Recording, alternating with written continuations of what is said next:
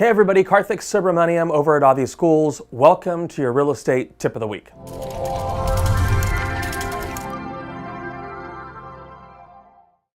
Remember, conventional loans are loans that do not involve the government. So if you get a question on the test about conventional loans are loans that have no government participation in them at all. Now, there are government-sponsored loan types. There's three main ones in California: FHA, VA, and CalVet. Now, FHA and VA are federal programs, so you can get those in any state. CalVet is a California-specific program. Now, what FHA, VA, and CalVet, what all three of these have in common, of course, is that they do involve the government.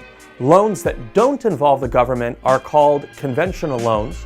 Loans that do involve the government, there's three of them in California: FHA, VA, and CalVet.